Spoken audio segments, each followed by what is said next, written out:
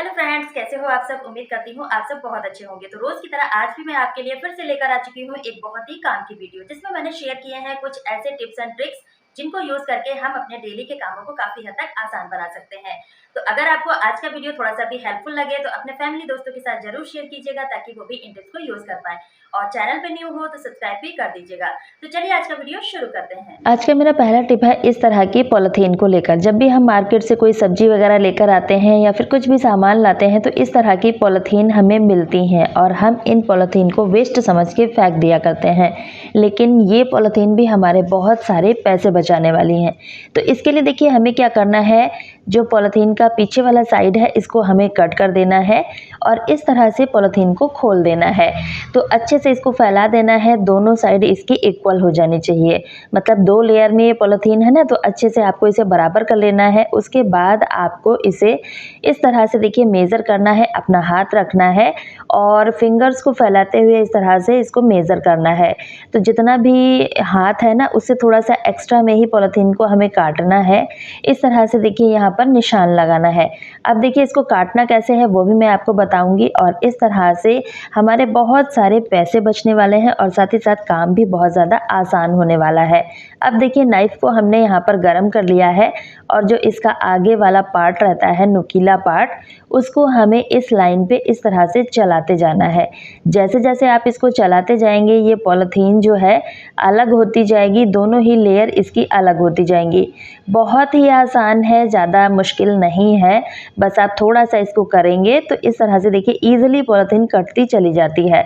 लेकिन हाँ, थोड़ा सावधानी से कीजिएगा क्योंकि ये नाइफ़ जो है काफ़ी गर्म होता है। तो इस तरह से सावधानी से करेंगे तो हाथ वगैरह में बिल्कुल भी नहीं लगेगा। और देखिए इस तरह से इसको इक्वल करते हुए हमें चलाते जाना है। अगर नाइफ़ ठंडा हो गया है तो वापस से आप इसको गर्म भी कर सकते हैं और पूरा का पूरा पॉलीथीन ईज़िली कट जाएगा। तो इस तरह से देखिए ये हमारा बहुत बढ़िया सा एक ग्लव्स बन के तैयार हो जाता है। ये जो एक्स्ट्रा वाला पॉलीथीन है ईज़िली निकल जाता है क्योंकि नाइफ़ को गर्म करके हम यहाँ पर लगाते हैं ना, तो वहीं से ये कट लग जाता है। बस इस तरह से हल्का-हल्का खींच के आपको इसे निकाल देना है और देखिए कितना बढ़िया सा हमारा ग्लव्स बन चुका है, वो भी बिल्कुल फ्री में।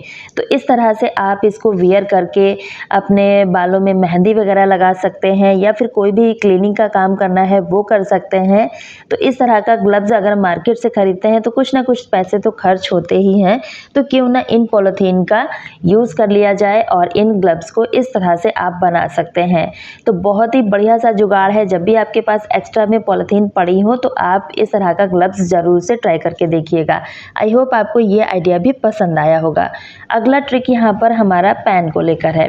अब देखिए यहाँ पर मैंने पैन में पानी ले लिया है आधा कप और इसी में हमें डाल देना है हाफ टेबल स्पून के करीब चाय पत्ती और इसको हमें गैस पे चढ़ा देना है और अच्छे से उबाल आने देना है। और इसमें हमें कुछ भी ऐड नहीं करना है, बस अच्छे से उबालने के बाद इसको हमें स्ट्रेन कर लेना है और इसको थोड़ा-सा हमें पानी को ठंडा करना है। ऐसे ही गरम-गरम पानी का इस्तेमाल हम नहीं करेंगे। और देखिए ये ठंडा हो चुका है, अब इसका इस्तेमाल करेंगे हम अपने इस तरह के स्पेक्टिकल्स को लेकर। तो देखिए जब भी हम इसको यूज़ करते हैं तो आपने देखा होगा इसमें कुछ ना कुछ स्क्रैचेस पड़ जाते हैं या फिर फिंगर टच हो जाती है तो उसके निशान आ जाते हैं। ऐसे ही इसको यूज़ करते हैं तो अच्छे से हमें दिखाई नहीं देता है। तो आप क्या कर सकते हैं, इस चाय पत्ती के पानी में इसको डिप करके रखिएगा 1 से 2 मिनट के लिए और बस उसके बाद आपने इसको रब करना है इस तरह से। कॉटन की हेल्प से भी कर सकते हैं या फिर हाथों की मदद से भी इस तरह से इसको रब करना है। जैसे-जैसे आप रब करेंगे आप देखेंगे जितना भी इसका स्क्रैचेस है ना, वो सारे के सारे रिमूव हो जाएंगे। क्लीनिंग बहुत अच्छे तरीके से हो जाती है। तो अब हमें कुछ नहीं करना है, कोई कॉटन का कपड़ा लेना है या फिर कॉटन लेनी है और इस तरह से देखिए हल्के हाथों से हमें इसे रब करना है और आप देखेंगे कि जो भी स्क्रैचेस थे वो छू मंतर हो जाएंगे। क्लीनिंग बहुत अच्छे तरीके से हो जाएगी। तो मैंने यहाँ पर फ्रेश चाय पत्ती का इस्तेमाल किया है। अगर आप यूज़ किया हुआ चाय पत्ती है वो भी आप इस्तेमाल कर सकते हैं, लेकिन उसमें दूध नहीं होना चाहिए, इतना हमें ध्यान देना है। तो देखिए सेम तरह से हम दूसरे स्पेक्टिकल को भी क्लीन कर लेंगे। बस हमें कुछ नहीं करना है, डिप करके रखना है, हल्का सा रब करने के बाद इसको कॉटन के कपड़े से अच्छे से क्लीन कर देना है। तो तो बिल्कुल भी टाइम नहीं लगता है। और जब भी आपको लगे कि आपके स्पेक्टिकल्स ज़्यादा स्क्रैचेस आ चुके हैं, ज़्यादा दाग धब्बे हो चुके हैं, तो आप इस टिप को फॉलो कर सकते हैं। अगला ट्रिक है हमारा चावल को लेकर। तो देखिए, जब भी हम कभी चावल बनाते हैं तो कभी-कभी ऐसा हो जाता है कि चावल जो है नीचे से जल जाता है हल्का-सा, और उसकी जले की स्मेल पूरे ही चावल में आने लगती है। अब इस चावल को कोई भी खाना पसंद नहीं करेगा क्योंकि इसमें स्मेल आती है। तो इस स्मेल को रिमूव करने के लिए बढ़िया सा ट्रिक है, आपको लेना है प्याज और इस तरह से देखिए इसको काट देना है। काटने से क्या होगा, इसकी स्मेल निकल के बाहर आएगी और इस कटी हुई स्लाइस को हमें इस तरह से चावल में लगा देना है। इस तरह से देखिए, जब आप इस तरह से लगा के रखेंगे तो आप देखेंगे कि जितना भी स्मेल है वो ये प्याज एब्जॉर्ब कर लेगा। बस हमें ढक्कन को इस तरह से थोड़ी देर के लिए बंद कर देना है और उसके बाद जब आप इसको खोल के देखेंगे ना, तो जितनी भी स्मेल होगी वो सारी की सारी रिमूव हो जाएगी और आप इन चावल को वापस से यूज़ कर पाएंगे। तो बहुत ही यूज़फुल आइडिया है। इस तरह से आप एक प्याज की मदद से अपने चावल को खाने लायक बना सकते हैं, है ना फ्रेंड्स। बहुत ही कमाल का आइडिया। अगर टिप अच्छा लगा है तो एक लाइक कर दीजिएगा, अपने फैमिली दोस्तों के साथ शेयर कर दीजिएगा ताकि वो भी इस टिप को यूज़ कर पाएँ। तो यहाँ पर मैंने चावल में डाला है, सेम तरह से आप दाल वगैरह में भी इसको यूज़ कर सकते हैं। चलिए अगला टिप भी देख लेते हैं। यहाँ पर देखिए मैंने ले ली है मिक्सी। अब मिक्सी का इस्तेमाल हम सभी लोग डेली ही अपने किचन में करते हैं और ज़्यादातर लोग इसको किचन में ही रखते हैं।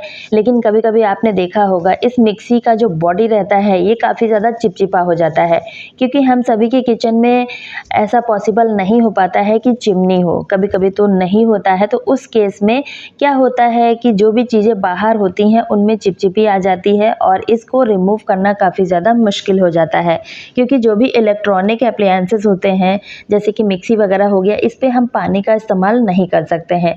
तो आप क्या कर सकते हो, टेल्कम पाउडर ले लीजिए और इस पाउडर को इस तरह से देखिए डाल देना है जैसे मैं डाल रही हूँ। और उसके बाद हमें सूखा कपड़ा लेना है। अब इस सूखे कपड़े की मदद से इसको हमें रब करना है। जब आप इस तरह से रब करेंगे पूरा ही बॉडी पे इस पाउडर को, तो आप देखेंगे जितना भी चिपचिपी है इसकी बॉडी पे वो सारा का सारा रिमूव हो जाएगा और मिक्सी अच्छे से क्लीन हो जाएगा। तो इस तरह से आप बिना पानी के इसको क्लीन कर सकते हैं। बिल्कुल भी टाइम नहीं लगता है और यकीन मानिए क्लीनिंग तो बहुत अच्छे तरीके से हो जाती है। हमें पानी का भी इस्तेमाल नहीं करना पड़ता है और हमारा काम भी बहुत ज़्यादा आसान हो जाता है। तो जब भी आपके कोई भी इलेक्ट्रॉनिक एप्लायंसेस में इस तरह की प्रॉब्लम आ जाए, चिपचिपा हो जाए, तो आप एक बार टेल्कम पाउडर का इस्तेमाल करके ज़रूर से देखिएगा। अब इसमें बिल्कुल भी कोई भी चिपचिपी नहीं रह गई है, अच्छे से ये क्लीन हो चुकी है। तो आई होप आपको ये पाउडर वाला आइडिया पसंद आया होगा। तो अगर पसंद आया है तो लाइक शेयर भी कर दीजिएगा। चलिए अगला टिप भी देख लेते हैं। अगला टिप है हमारा अम्ब्रेला को लेकर।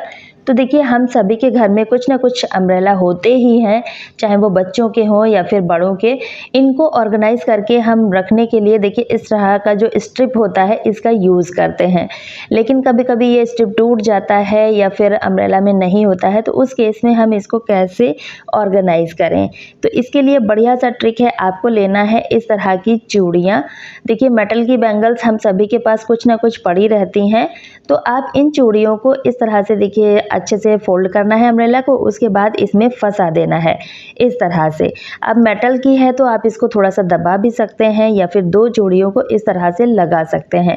अब अम्ब्रेला जो है बिना स्ट्रिप के अच्छे से इसमें ऑर्गेनाइज हो जाता है और बिल्कुल भी इधर उधर नहीं निकलता है। या फिर आप इस तरह के जो चौड़े वाले बैंगल होते हैं ना, इनका इस्तेमाल भी कर सकते हैं। जिनका कि हम यूज़ ना करते हो उनको आप यहाँ पर एज अ ऑर्गेनाइज़र इस्तेमाल कर सकते हैं। तो दोनों में से आपको जो तरीका पसंद आए उसका आप यूज़ कर सकते हैं। चलिए अगला टिप भी देख लेते हैं। यहाँ पर मैंने ले लिया है एक बाउल और इसमें हमें लेना है आधा कप के करीब पानी। अब पानी लेने के बाद हमें थोड़ा सा लेना है टेल्कम पाउडर, जो भी आप इस्तेमाल करते हैं वो आप ले सकते हैं।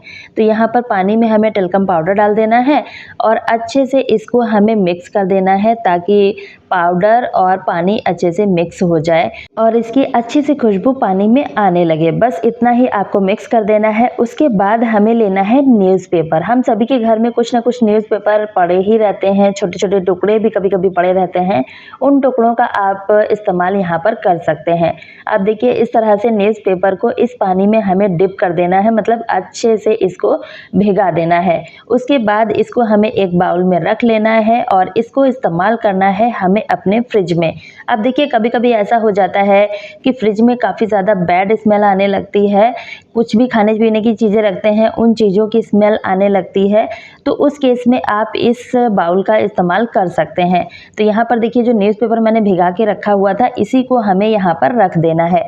न्यूज़पेपर से क्या होगा, ये नमी को जो है, जो स्मेल होती है उसको खींचता रहता है। और दूसरी चीज़ ये है कि हमने टेल्कम पाउडर का इस्तेमाल किया है, जिसकी वजह से एक अच्छी सी खुशबू फ्रिज के अंदर आती रहेगी। तो आप इसको फ्रीज़र में या फिर नीचे फ्रिज में भी रख सकते हैं, क्योंकि फ्रीज़र में भी हम कुछ ना कुछ खाने-पीने की चीज़ें रखते ही हैं। तो इस तरह से बैड स्मेल को ये रिमूव करता है। आई होप ट्रिक पसंद आया होगा। अगर आपको वीडियो पसंद आया है तो दोस्तों के साथ ज़्यादा से ज़्यादा शेयर कीजिएगा ताकि वो भी इन टिप्स को यूज़ कर पाएँ। और चैनल पे पहली बार आए हो तो सब्सक्राइब करना बिल्कुल भी मत भूलिएगा। साथ ही बेल आइकन को ऑन कर दीजिएगा ताकि मेरे अगले वीडियो का मैसेज आप तक सबसे पहले पहुँच सके। तो मिलती हूँ अपनी नेक्स्ट वीडियो में, तब तक के लिए bye friends and thanks for watching.